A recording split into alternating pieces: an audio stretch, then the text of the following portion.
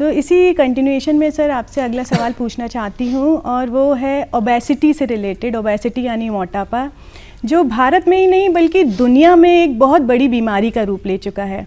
हमारी unbalance diet, junk food, lifestyle में changes, ये बहुत से ऐसे कारण हैं जिससे ओबेसिटी का लोग शिकार हो रहे हैं। और अगर हम भारत की बात करें तो बेली फैट एक बहुत बड़ी समस्या के रूप में सामने आ रहा है। महिला हो, पुरुष हो, बच्चे हों, सभी में बेली फैट की समस्या बहुत आ रही है। तो सर क्यों ना कुछ ऐसे आसन बताएं जिससे हम बेली फैट को कम कर सकें और मोटापे को थोड़ा सा नियंत्रित किया जा सके।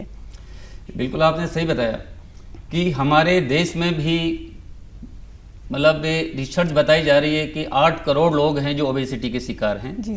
तो ओबेसिटी किसी को भी पसंद नहीं है, क्योंकि आपकी जो बॉडी है, आपका जो स्ट्रक्चर है उसको थोड़ा बिगाड़ देती है। लेकिन पहले हमें ये समझना है कि ओबेसिटी है क्या। हाँ। ऐसा होता है कि आपकी बीएमआई यदि 30 से ऊपर है जी, तो आप ओबेसिटी में आते हैं।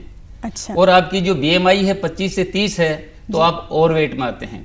आपकी बीएमआई 20 से 25 है तो आप हेल्दी वेट हैं। अच्छा। तो पहले आपको ये देखना है कि क्या आप वास्तव में ओबेसिटी हैं। तो इसको ओबेसिटी जानने का एक फार्मूला है कि जितना भी केजी में आपका वेट होता है उसको डिवाइड करें हाइट इनटू हाइट।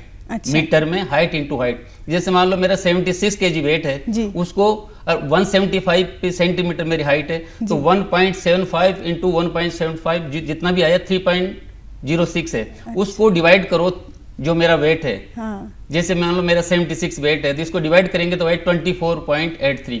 तो 24 मतलब मेरा जो हेल्थ है, मेरी जो वेट है वो हेल्दी है। तो आप पहले ये जाने कि आप एक ओबेसिटी है कि नहीं। हाँ। है ठीक। तो ये बहुत बड़ी परेशानी है आज के टाइम की।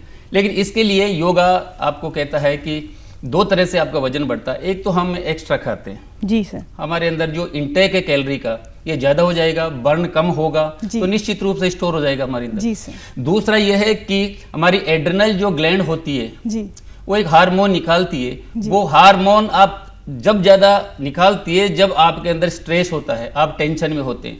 बिल्कुल। तो आप देखते होंगे कई लोग कहते हैं मैं तो 2 ही चपाती खाता हूँ लेकिन फिर मेरा वेट बढ़ रहा है। हाँ। लेकिन क्योंकि जो आदमी टेंशन में होता है, हाँ, वो टेंशन से हार्मोन स्रावित होता है और हार्मोन से फिर वो ग्लूकोज बनता है, ग्लूकोज से फिर आपको वो कन्वर्ट होकर आपका फैट में आ जाता है। कन्वर्ट हो जाता तो है। कोई जरूरी नहीं कि आप खाना खा रहे हो या स्पाइसी खा रहे हो या कुछ ऑयली खा रहे हो उससे बढ़ रहा, आप टेंशन ले रहे हो तो भी बढ़ रहा। जी सर। तो योग के अंदर ओबेसिटी को कंट्रोल करने के लिए, जी सर, सबसे पहले मैं आपको एक आसन की सलाह दूंगा, वो है वक्रासन। दोनों पैर आगे ले जाओ, अर्ध वक्रासन कहते हैं इसको। जी सर। दाहिने पैर को उठाओ, उसके बाएं पैर के साइड में ले जाओ। अब बाएं पैर को घुटने के पास से पकड़े, धीरे धीरे पीछे जाए, बॉडी को 180 पे ले जाए,